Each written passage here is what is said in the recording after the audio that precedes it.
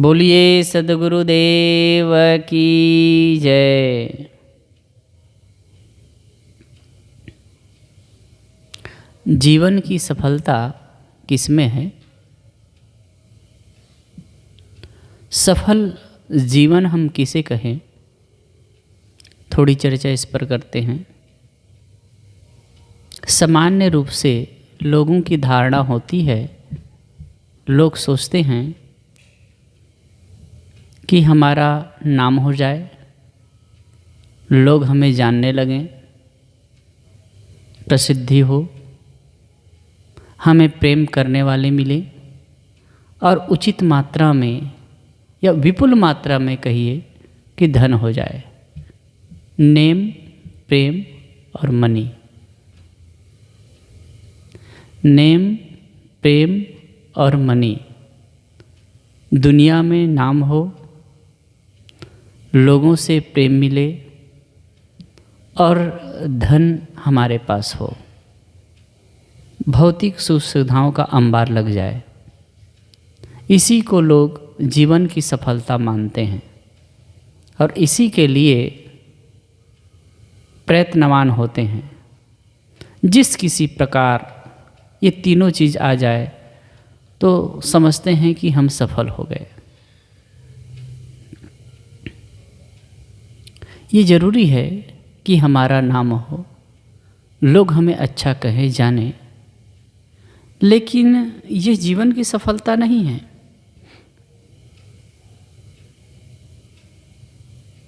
धन की भी आवश्यकता है। जीवन भौतिक है तो भौतिक जीवन को चलाने के लिए धन की आवश्यकता है, धन चाहिए। प्रेम करने वाले भी मिले। यदि हमारे पास में सब कुछ है लेकिन हमें चाहने वाले ना हो, हमें प्रेम करने वाले ना हो, तो हमारा जीवन नीरस हो जाएगा। प्रेम की चाहना तो सबको है। यदि हम कहीं जाते हैं, कोई साधु संत भी हो, कहीं जाते हैं, किसी के यहाँ जाते हैं तो वहाँ प्रेम मिलता है, अवकार मिलता है, भाव मिलता है, वहीं जाते हैं, कहीं भी नहीं चले जाते। गोस्वामी तुलसीदास जी ने बड़ा सुंदर कहा है, आवत ही हर्षे नहीं नयनन नहीं सने, तुलसी तहाँ न जाइए कंचर बरसे में। आवत ही हर्षे नहीं, आते ही किसी व्यक्ति के आते ही मन में हर्ष नहीं हो रहा है और नेत्रों से स्नेह नहीं बरस रहा है, तो कहते हैं कि वहाँ नहीं जाना चाहिए, चाहे वहाँ सोने की भी वर्षा क्यों ना होती हो। तो प्रेम भी चाहिए। जीवन भौतिक है तो भौतिक उपलब्धि भी चाहिए, व्यवहार निभाना है, खाना पीना है, जीवन गुजर करना है, तो धन की भी आवश्यकता है, इसे कोई नहीं नकार सकता। लेकिन ये जीवन की पूरी सफलता नहीं है। आप दुनिया में देख सकते हैं कि कितने लोग होते हैं, नाम वाले हैं, उनकी नाम और प्रसिद्धि हो जाती है, उनको चाहने वाले भी होते हैं, उनके पास में वैभव भी होता है, लेकिन अंदर से वो खाली खाली रहते हैं, तृप्त नहीं रहते, संतुष्ट नहीं रहते, सुखी नहीं रहते। क्योंकि इसके लिए आंतरिक शुचिता की आवश्यकता है, आंतरिक पवित्रता की आवश्यकता है। जीवन की सफलता है मानसिक शांति में, मन की प्रसन्नता में। यदि मन की प्रसन्नता होती है, मानसिक शांति होती है, तो ये जीवन की सफलता है। आपने क्या कमाया, क्या पाया, कितने लोग जानते हैं, इसका कोई मतलब नहीं, कोई अर्थ नहीं। चाहे कोई न जानता हो, कोई आपके पास में न हो, आपके पास फूटी कौड़ी भी न हो, लेकिन यदि मन संतुष्ट है, मन प्रसन्न है, मन शांत है, अपने आप के मौज में रहते हैं, तो इससे बड़ी जीवन की सफलता नहीं हो सकती।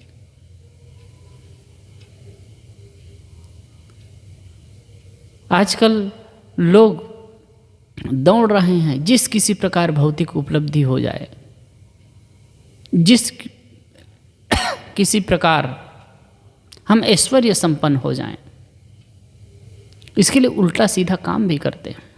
लेकिन ये हो जाने के बाद भी होता क्या है? जीवन में सुकून, शांति नहीं हो पाती, ये सब चला जाता है और बाह्य उपलब्धि धरी की धरी रह जाती है। मन अशांत, दुखी और पीड़ित होता रहता है। ये जीवन की हार है, सफलता नहीं है, ये असफलता है।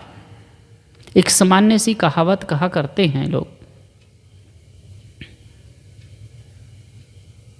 पूज्यवर गुरुदेव जी कहा करते थे,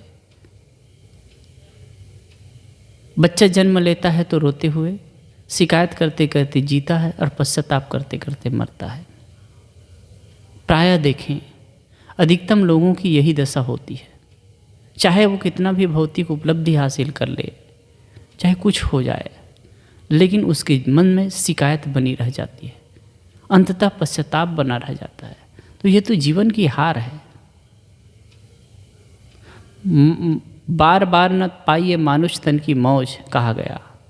बार बार ये मनुष्य तन नहीं मिल सकता, लेकिन जो वर्तमान मिला हुआ है उसको मौज के साथ, होश के साथ, आनंद के साथ, प्रसन्नता के साथ और शांति के साथ बिताया जाए, ये जीवन की सफलता है। और इसके लिए हम सब स्वतंत्र हैं, हम ये कर सकते हैं। लेकिन याद रखना होगा कि जब तक बाहर दृष्टि रहेगी हमारी, बाहर हमारा लक्ष्य होगा, बाहरी हमारी सोच होगी, तब तक ये सफलता नहीं मिल सकती। अगर आप धन से सफलता की कामना करते हैं तो धन वालों के पास में जाकर के देख सकते हैं कि वो धन प्राप्त करके क्या आंतरिक प्रसन्नता का अनुभव करते हैं, आंतरिक पवित्रता का अनुभव करते हैं, आंतरिक संतुष्टि का अनुभव करते हैं। किसी को बहुत चाहने वाले हो जाएं तो वो प्रसन्न सफलता का अनुभव करना चाहे तो ऐसे लोगों के पास जाकर के देख ले। हजारों हजारों चाहने वाले होते हैं, लेकिन वो अंदर से गलता रहता है, पिघलता रहता है, अतृप्त और असंतुष्ट बना रहता है। तो ये सफलता तो नहीं कही जा सकती। तो सफलता है मन की शांति, मन की प्रसन्नता में।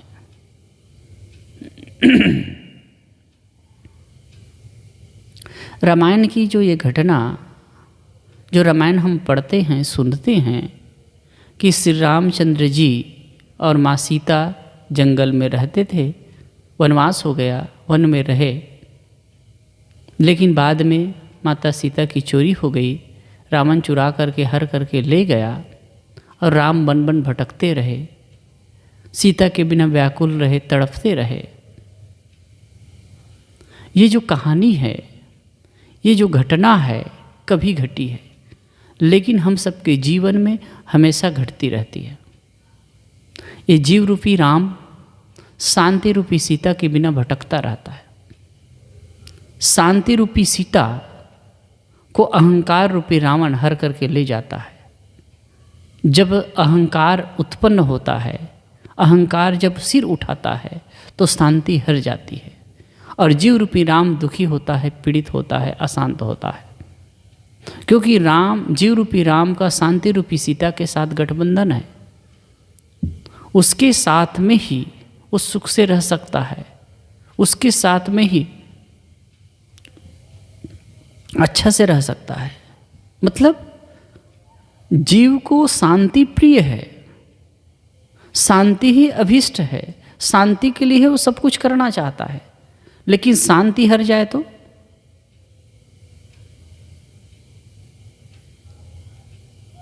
उसके जीवन में दुख के अलावा कुछ नहीं बचेगा। तो अहंकार रूपी रावण सीता को, शांति रूपी सीता को हर करके ले जाता है और जीव रूपी राम तड़पता रहता है, दुखी होता रहता है। लेकिन दूसरी बात, जैसे कि राम ने रावण पर विजय पाई, रावण को मारकर, दुर्गुण राक्षसों को मार करके और सीता को ले आता है। ठीक ऐसे ही जीव रूपी राम जब सद्गुण रूपी वानर सेना का आधार लेकर के वैराग्य रूपी लक्ष्मण और साहस रूपी हनुमान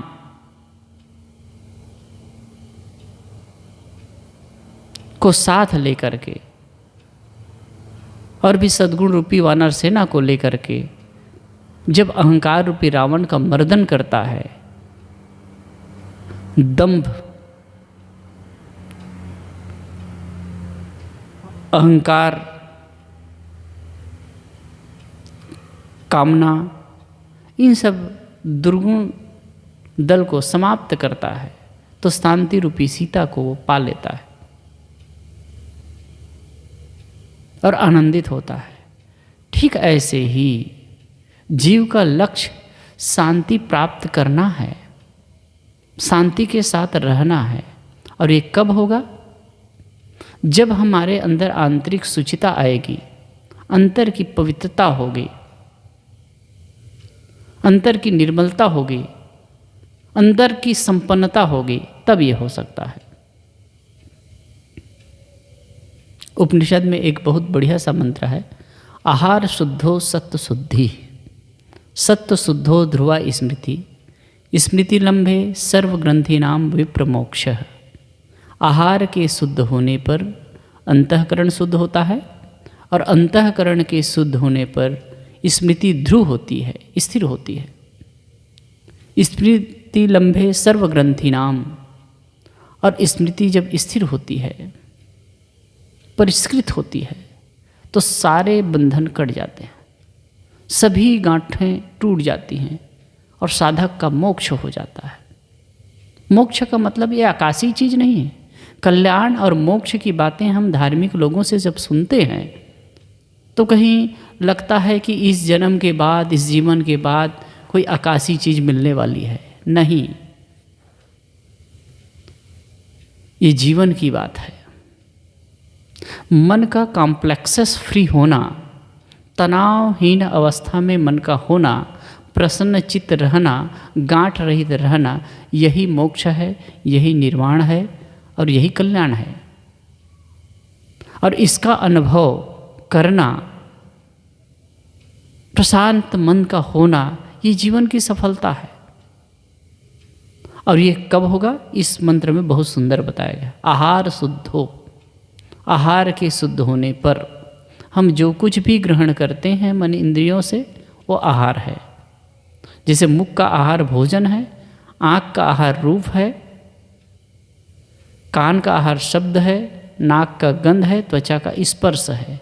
जब ये कलुषित भावना से न होकर के पवित्र भावना पूर्वक होगा, हम इन विषयों को शुद्धता पूर्वक ग्रहण करेंगे। क्योंकि हम जो कुछ भी विषय को ग्रहण करते हैं, देखते, सुनते और भोगते हैं, तो उसका चित्त पर छाप पड़ता है और यही छाप, यही संस्कार हमें आंदोलित करता है, सुखी दुखी करता है। तो पवित्र भावना पूर्वक जब इनको ग्रहण करेंगे तो आगे चल करके हमारे मन की स्थिति अच्छी होगी। तो वही ऋषि कह रहे हैं, आहार शुद्धो सत्व शुद्धि। आहार के शुद्ध होने पर हमारा जब देखना अच्छा होगा, सुनना पवित्रता पूर्वक होगा, सूंघना पवित्रता पूर्वक होगा, चखना, स्पर्श करना पवित्रता पूर्वक होगा। तो कहते हैं आहार शुद्धो सत्व शुद्धि। सत्व नाम अंतःकरण शुद्ध हो जाएगा, और जब अंतःकरण शुद्ध हो जाएगा तो फिर स्मृति परिष्कृत हो जाएगी, ध्रुव हो जाएगी, स्थिर हो जाएगी। और जब अंदर बाहर की पवित्रता होगी, शुचिता होगी, मन स्थिर हो गया, तो और क्या चाहिए? हम बाहर से चाहे कुछ भी उपलब्धि हासिल कर लें, लेकिन मन की शुचिता और पवित्रता नहीं, मन की शांति नहीं, तो सब बेकार ना। अब ये कुछ ना हो, मन की शांति है, बाहर से कुछ भी हासिल ना हो, एक दरिद्र और भिखारी जैसा दिखता हुआ व्यक्ति लेकिन उसके पास कुछ भी नहीं है, मन की पवित्रता है, मन की निर्मलता और मन की शांति है, तो दुनिया का सबसे बड़ा धनी व्यक्ति है। कहा जाता है एक बार महात्मा बुद्ध एक पेड़ के नीचे बैठे थे, उधर से महाराज प्रसेनजीत का निकलना हुआ। पहली बार शायद महात्मा बुद्ध को देखे हों, एक पेड़ के नीचे वो बैठे थे, ध्यान मुद्रा में ध्यान कर रहे थे। दूर से देखे चेहरे की सौम्यता, चेहरे की कांति, प्रसन्नता का भाव, उनका आभा मंडल राजा को आकर्षित करता है। वो नज़दीक जाते हैं और कहते हैं, राजा की आहट सुन करके महात्मा बुद्ध ने आंखें खोली तो राजा ने कहा कि भगवान, आपके पास कुछ भी नहीं है, जो चीवर पहने हैं उतना है और भिक्षा पात्र पास में है। कुछ भी नहीं है, लेकिन प्रसन्नता तो इतनी है कि मानो आप सम्राट हों। आपकी चेहरे की कांति को देख करके लगता है कि आपके सामने तो बड़े से बड़े सम्राट भी फैल है, और मेरे पास सब कुछ होने के बावजूद भी मैं दुखी और अतृप्त सा हूँ। तो महात्मा बुद्ध ने कहा, राजन, मुझे कुछ चाहिए नहीं, मेरी संसार की कामना मिट चुकी है, इसलिए मैं अपने आप में संतुष्ट हूँ। और आपके पास में बहुत कुछ होते हुए भी कामनाएं हैं और की चाहनाएं हैं, इसीलिए इतना बड़े साम्राज्य के मालिक होने के बावजूद भी और की तृष्णा में आप भटक रहे हैं, और यही आपके दुख का कारण है।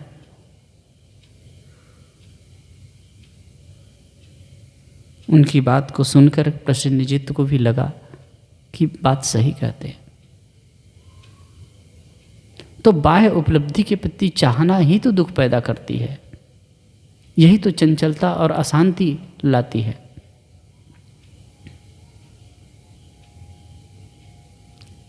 यह बात भी नहीं नकारा जा सकता कि जब तक जीवन है भौतिक वस्तुएं, पदार्थ चाहिए, भौतिक ऐश्वर्य की आवश्यकता होगी। लेकिन कितनी? मनुष्य की आवश्यकताएं बहुत सीमित है, बहुत अधिक नहीं है। थोड़े में आवश्यकता की पूर्ति हो जाती है। कहते हैं ना, पेट भर सकता है पेटी नहीं। मनुष्य पेटी भरने के चक्कर में रहता है। ये हो जाए, उसके बाद क्या चाहिए? मन की शांति। आप धन कमाना चाहते हैं, धन कमाइए। परिवार इकट्ठा करना चाहते हैं, परिवार इकट्ठा करिए। प्रेमियों का जखीरा बटोरना चाहते हैं, वो भी कर लीजिए। नाम कमाना चाहते हैं, ये भी कर लीजिए। लेकिन लक्ष्य होना चाहिए मन की शांति, मन की प्रसन्नता। यदि मन की प्रसन्नता में, मन की शांति में ये सब बाधक बनते हैं तो समझ लेना आप कहीं ना कहीं गलत कर रहे हैं। आप जो जिस दिशा में जा रहे हैं वो सही नहीं है। इसके लिए आपको स्वयं साक्षी होना होगा, स्वयं होश जागृत करना होगा। यह बात भी सही है कि आप यदि चाहें तो आप शांत हो सकते हैं, आप संतुष्ट और तृप्त हो सकते हैं। आप चाहें तो जीवन की जो अमूल्य संपत्ति है, प्रसन्नता, मन की शांति, उसे हासिल कर सकते हैं। आप चाहें तो कोई दुनिया में ऐसी ताकत नहीं कि जो आपको शांति दे सके, प्रसन्नता दे सके। ये हम पर निर्भर करता है कि हम चाहें तो हम इसके मालिक हो सकते हैं, शांति और प्रसन्नता के मालिक हो सकते हैं। और इसके लिए है आंतरिक शुचिता। मैंने कहा आंतरिक शुचिता चाहिए, आंतरिक पवित्रता चाहिए। सद्गुण और सदाचार युक्त जीवन चाहिए, आंतरिक संतुष्टि चाहिए, और इसी से मन की शांति संभव है। सदगुरु कबीर ने कहा, दौड़त दौड़त दौड़िया जहाँ तक मन की दौड़, दौड़ थका मन थिर भया वस्तु ठौर की थौड़। जब लग दिल पर दिल नहीं तब लग सक सुख ना है, चारों युगन पुकारिया सो संशय दिल माए। जब लग दिल पर दिल नहीं, पहले साखी में कहे दौड़त दौड़त दौड़िया जहाँ तक मन की दौड़, दौड़ते रहो, जहाँ तक मन की दौड़ है दौड़ते रहो।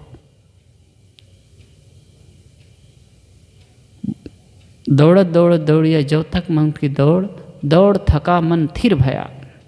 दौड़ से जब थक गए, थिर हो गए, तब क्या है, वस्तु ठौर की ठौर, शांति, परमात्मा, प्रसन्नता, आनंद, वो कोई बाहर नहीं, आप में है। दूसरे में कहते हैं, जब लग दिल पर दिल नहीं, जब तक दिल पर दिल नहीं होगा तब तक शांति संभव नहीं है। हम दिल फेंक बने हुए हैं, कहीं वहाँ दिल लगा रहे हैं, कहीं वहाँ दिल लगा रहे हैं, कहीं दिल लगा रहे हैं। अब ये दिल फेंक हो करके हम शांति और प्रसन्नता का अनुभव नहीं कर सकते। निश्चित है बाहर कहीं हमारा मन लगता है, प्रसन्नता की अनुभूति होती है कुछ क्षण के लिए, शांति की अनुभूति होती है कुछ क्षण के लिए। हम किसी विषय का सेवन करते हैं तो शांति का अनुभव होता है कुछ क्षण के लिए, क्योंकि बाहर जो प्राणी और पदार्थ है वो स्थिर है नहीं, परिवर्तनशील है। तो परिवर्तनशील प्राणी और पदार्थ से स्थिर प्रसन्नता और शांति का अनुभव कैसे प्राप्त किया जा सकता है?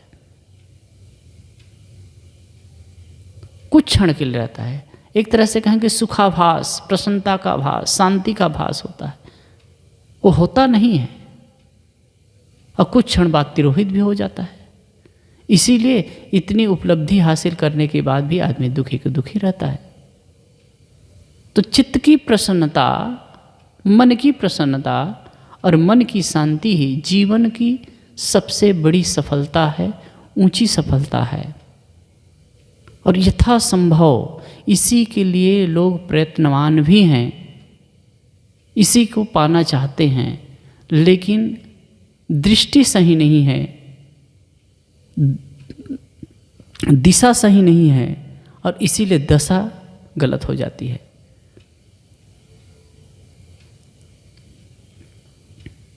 दिशा सही नहीं है, चाहते तो हैं, मान लीजिए हम चाहते तो हैं बड़ौदा जाना, और बड़ौदा यहाँ से उत्तर की ओर है और हम दक्षिण की ओर चले जाएं तो कैसे बड़ौदा पहुँच सकते हैं? ठीक ऐसे ही हम चाहते तो शांति और सुख और प्रसन्नता हैं, लेकिन बाह्य जगत की ओर हमारी दृष्टि है, बाहर की ओर हमारी चलन है, बाहर की ओर हमारी दिशा है, तो वो संभव नहीं है। इसलिए हम सबको चाहिए कि हम अंतर्मुखी हों, अपने आप को देखें, सजगता लाएं, होश पैदा करें। कभी मैं कहा करता हूँ, अस्तित्व की परख, अस्तित्व की समझ, अस्तित्व की समझ और सही का बोध हो।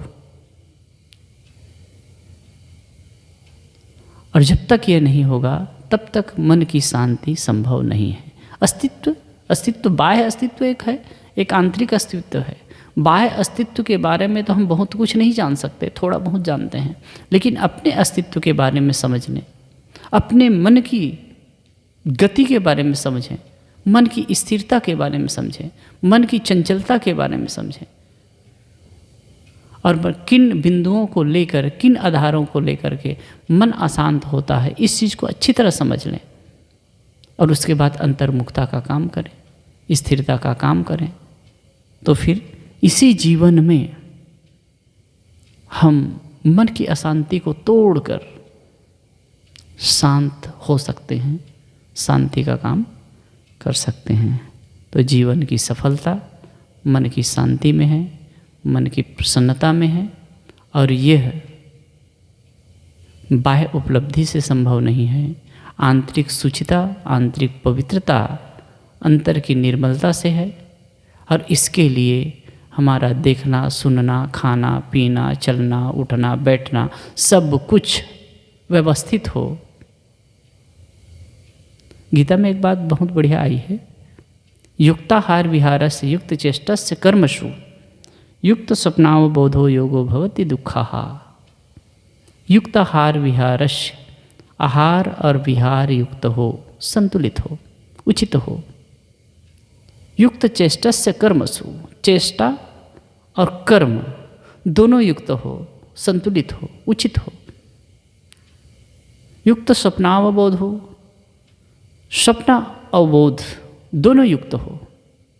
योगो भवति दुःखः, तब ये दुख नाशक होगा। मतलब जीवन संतुलित हो, व्यवस्थित हो। जो कुछ भी हम जीवन में क्रिया व्यवहार करते हैं वो समझ पूर्वक हो, अंडरस्टैंडिंग पूर्वक हो, सजगता पूर्वक हो। तो ये सजगता हमारे जीवन को सुख प्रदान करेगी, शांति प्रदान करेगी, अन्यथा नहीं होने देगी। और इसी से मन की शांति को हम कायम रख सकते हैं और यही जीवन की सफलता होगी। बोलो सद्गुरुदेव की जय।